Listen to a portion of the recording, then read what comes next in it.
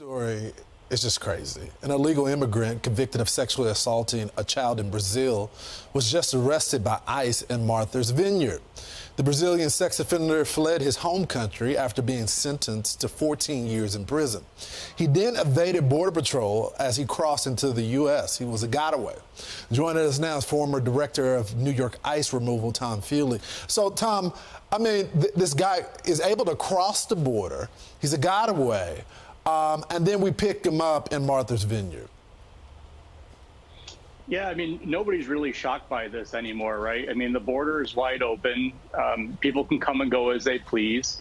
And like I've been saying for 2 years now on Fox News, anybody can come here, including terrorists, this gentleman. It's absolutely ridiculous that this border is wide open and nobody wants to do anything. So, Tom, obviously this was a getaway, but we have people that we have captured, given them a notice to appear, that are on the sex offender list, that are known terrorists. You're absolutely accurate. The agency within ICE, Enforcement and Removal Operations, ERO, they're the sole agency responsible for removing people from the United States. Since Biden has taken office, all of the senior leadership has pretty much retired or left and gone to do something else. And right now, this administration is actually downsizing them. They're losing positions. So this individual was apprehended by a fugitive operations team out of the Boston field office, which is run by a very, very good director. But the fact is, we're losing positions. So these fugitive operation teams aren't even fully staffed anymore to go locate these individuals. Yeah, it's just crazy. 3.2 million encounters, 600,000 known gotaways, and you got 170, a little bit over 170 people that are on the terror watch list. This brings me to my home state of Texas. Governor Abbott has endorsed Donald Trump, and people are concerned in the liberal media because Donald Trump has said, look, there are going to be mass deportations. Tell me how President Trump would get something like that done.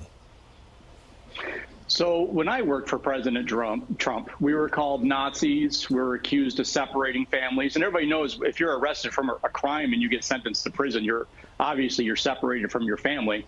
So I'm sure the left is getting ready to dust off all those signs that even if it isn't Trump, whoever comes in next and tries to right this ship and remove the people that don't belong here, they have no legal status here, you're going to be called a Nazi again. They're going to protest outside your phone or your house. You know, how dare you? You guys are separating families, as we currently turn a blind eye to literally millions of people crossing this border, including terrorist groups like Hamas. And people say, well, how do you know that Hamas is here? Because when I was a director, I actually interviewed some of the Hamas that are here. They are here amongst other terrorist organizations. So, you know, Governor Abbott, I get it. You know, he lives on the border. He's in this crisis knee deep, as you know, being from Texas. Yep. And unfortunately or fortunately, depending on how you look at it, the American people are scared. Yep. They want a president that they feel protects them, and they want a president that will help put food on the table. People are struggling.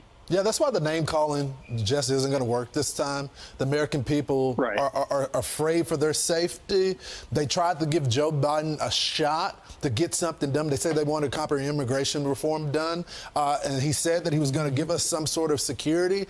Now we have a wide open border and terrorists in the country as a result. Tom, thank you so much for your service to the country and coming on this morning. Thanks for having me, and have a great Thanksgiving. You too, brother. I'm Steve Ducey. I'm Brian Kilmeade. And I'm Ainsley Earhart. And click here to subscribe to the Fox News YouTube page to catch our hottest interviews and most compelling analysis.